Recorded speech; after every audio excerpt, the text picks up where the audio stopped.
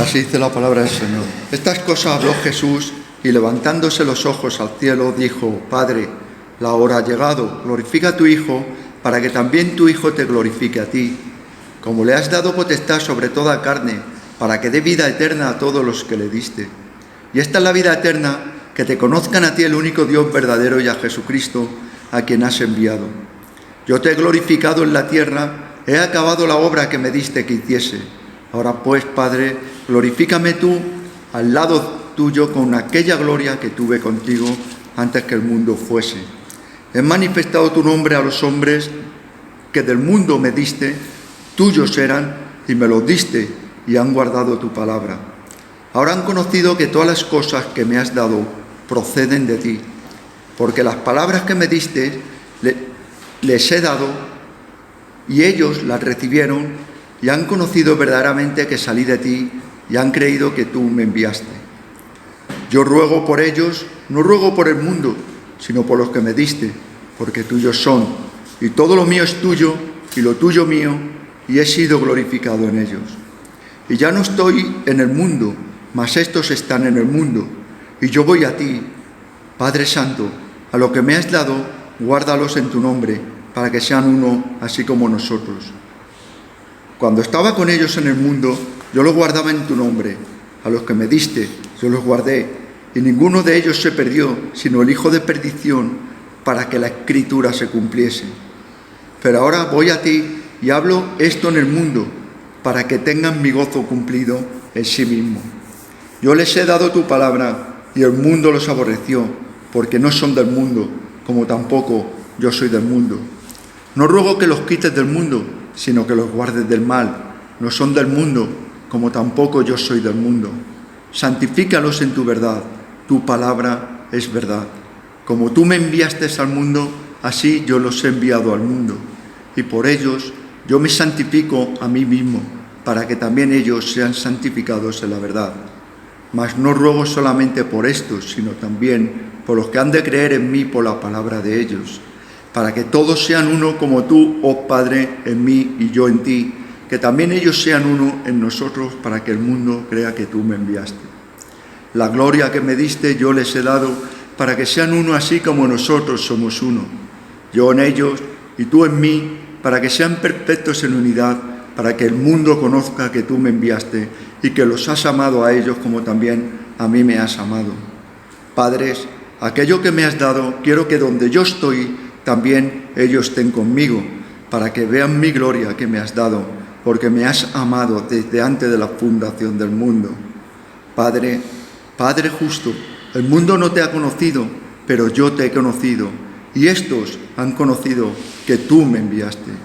Y les he dado a conocer tu nombre, y lo daré a conocer aún, para que el amor con que me has amado estén en ellos, y yo en ellos. Es tremendo porque es la única oración que vemos que Jesús ora de esta manera tan personal, tan profunda y también tan asombrosa, reunido con todos sus apóstoles, sus discípulos. Y no voy a hacer una exposición, como os he dicho al principio, teológica de este pasaje, evidentemente, sino vamos a analizar y ver un precioso modelo de oración personal, de intercesión, de comendación y de amor. Aún así, la cristología sabemos que es la rama de la teología cristiana que ocupa en estudiar a detalle la persona y obra de nuestro Señor Jesucristo. En ella también se contemplan capítulos como los oficios de Cristo, los estados de Cristo y la extensión de su sacrificio expiatorio. Creo que todo creyente debe ser un diligente estudiante y conocedor de la cristología bíblica. Y no en vano sabemos por la palabra que Jesús a sus discípulos, con ánimo de darles así en el centro de su corazón, y les dice: ¿y vosotros quién decís que soy yo? En Mateo 16:15. En este mundo, por el bien de nuestra fe y para ser fieles a las Escrituras, es muy necesario e indispensable un correcto entendimiento de la persona de nuestro Señor Jesucristo. En particular, lo que tiene que ver con su naturaleza. A saber, nuestro Señor era 50% hombre, 50% Dios. No, ¿verdad? Es 100% hombre, 100% Dios. Totalmente humano y totalmente divino. Lo hemos leído, ¿no? Se equipara al Padre. Y el Padre se goza en el Hijo y el Hijo se... Eso no lo podemos decir ninguno de nosotros. Solamente Dios, el Padre, Dios el Hijo. Totalmente humano y totalmente divino. El estudio dedicado y consciente, no solamente de los Evangelios, nos provee una inmensa información sobre esto que estamos hablando, sino que también toda la Escritura, desde el Génesis hasta el Apocalipsis, nos enseña todas estas cosas. Ahora bien, es fácil advertir ciertas actividades que fueron un patrón en la vida de nuestro Señor. Y entre ellas lo que quiero centrarme es en la oración. Tiene la oración una presencia notable y en todo tipo de circunstancias por el que el Señor atravesaba. Por ejemplo, vamos a recordar, después de sanar a un leproso, la gente lo buscaba. ¿Qué hacía él? Lucas 5:16. Mas él se apartaba a lugares desiertos y oraba. Me gusta más la traducción de la Reina, esta de la Reina Valera, de la Biblia de las Américas y de la Biblia de Jerusalén. Se apartaba a lugares solitarios, porque nos da a entender realmente lo que quiere decir el matiz en el griego, ¿no? En el original. En otra ocasión también veíamos que mientras sus discípulos iban en la barca, luego de despedir a la multitud, Marcos 6:46, se fue al monte a orar. Asimismo, en la última cena, oró al Padre delante de los discípulos, lo acabamos de leer, Juan 17, y en los minutos antes de su arresto, también recordamos cómo en medio de su angustia también oró en Getsemaní, en Lucas 22:41. Ahora bien, preguntas. ¿Qué motivaba a nuestro Señor a tan noble oficio? Si era Dios, ¿qué necesidad había de orar? ¿Qué razones tenía Jesús para la práctica de la oración? Por eso he titulado este pensamiento 3 razones por lo que oraba Jesús. Aquí tenemos 3 razones que nos ayudan a entender la vida de oración de Jesús. La primera razón que nos va a ayudar a entenderlo es que disfrutaba de la comunión con el Padre. Lo acabamos de leer, ¿no? La noche, antes de ser entregado, mientras compartía con sus discípulos en el aposento alto, Jesús oró al Padre en presencia de ellos diciendo: porque me has amado desde antes de la fundación del mundo, en el versículo 24. Desde esta declaración entendemos que aún antes de la creación había entre el Padre y el Hijo una relación de amor y disfrute mutuo. El Padre gozaba en el Hijo y el Hijo gozaba en el Padre. Por eso, no es de sorprender que Jesús tomara tiempo a solas para la oración con Dios. El amor que hay entre ambos fue un vínculo indisoluble y ni siquiera fue interrumpido por el ministerio terrenal de nuestro Señor. Por eso es necesario concluir que Jesús oraba porque disfrutaba de la comunión de su Padre. ¿Disfrutamos nosotros orando así? ¿Ponemos la oración en este nivel, en nuestro corazón? ¿Disfrutamos orando? ¿Disfrutamos de la comunión del Padre? Tenemos un gran ejemplo. La segunda razón por la que Jesús oraba, porque en su humanidad dependía del Padre. en su humanidad, porque hemos leído, al principio os he dicho que era 100% hombre, dependía del Padre. La Biblia también nos muestra que Jesús tuvo experiencias que pertenecen a la esfera de la humanidad.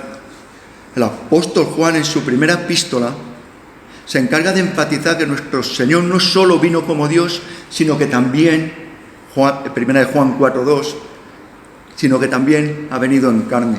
Y en virtud de su humanidad participó de las aflicciones, miserias y necesidades del ser humano. Por eso era absolutamente, no poquito, no, bueno, ahora, no, absolutamente dependiente del Padre. Nosotros deberíamos también ser absolutamente dependientes de nuestro Padre Celestial. Nosotros, me pongo yo el primero. Su sostenimiento, provisión y protección venían de Él.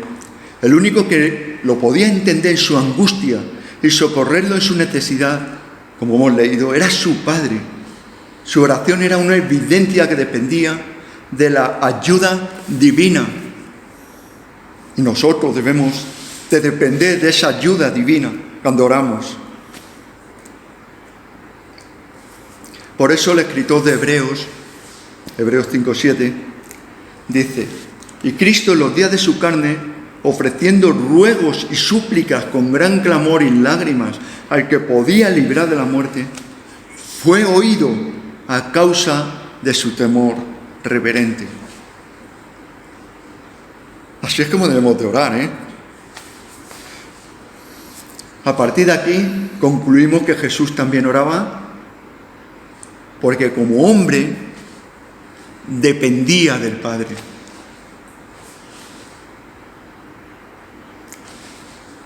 La tercera razón por la que Jesús oraba,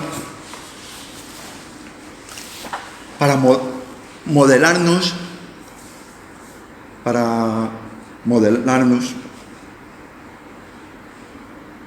seguramente habrá otra palabra mejor, pero bueno, modelarnos la vida que agrada al Padre.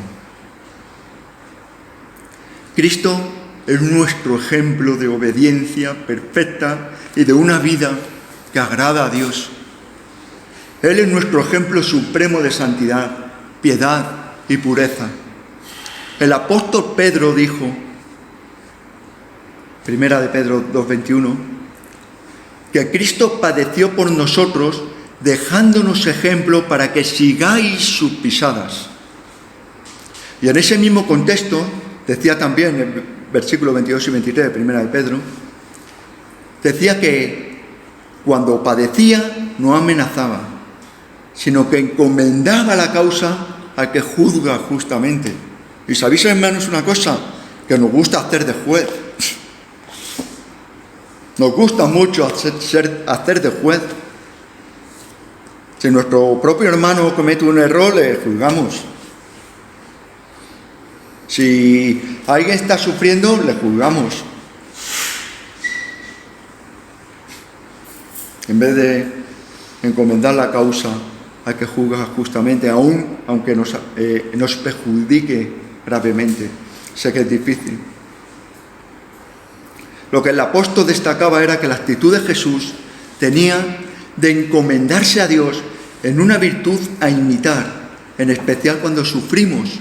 Debemos imitar a Jesús, porque Jesús en su sufrimiento se encomendaba al Padre, y nosotros en nuestro sufrimiento debemos encomendarnos al Padre, porque Él es el Todopoderoso. Él va a traer la solución que necesitamos, aunque no lo podamos ver en el momento. Y además otro apóstol dijo en un sentido parecido, el apóstol Juan, en 1 Juan 2:6,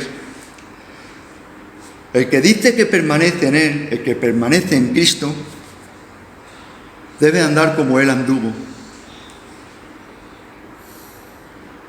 Esto quiere decir que la vida de Jesús, incluyendo la vida de oración, es el ejemplo de una vida que agrada al Padre.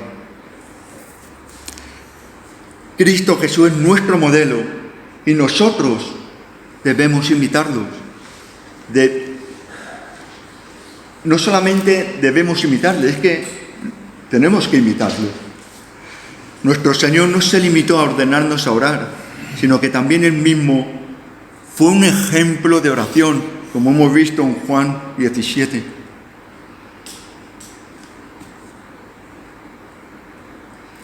Para concluir, aunque vemos que la vida de oración de Jesús nos queda como un modelo, las primeras dos razones que hemos planteado son también aspectos de nuestra comunión con Dios que debemos tener en cuenta y además imitarla. A través del sacrificio de Cristo, ahora tenemos entrada libre, como dice en Hebreos 10:20, y podemos disfrutar de su presencia y así mismo acercarnos confiadamente, como dice el mismo autor de Hebreos en 4:16. ¿Para qué? Para buscar su ayuda y su socorro. Así que, hermanos, tenemos el privilegio de disfrutar del amor del Padre y podemos depender de Él en todo momento, pues un Padre amoroso, un Padre misericordioso, un Padre bondadoso. ¿Qué hacemos? Y tal como hizo Jesús, la oración nos provee ocasión para disfrutar y depender de Él. Que el Señor bendiga su palabra para avanzar su gloria. Amén.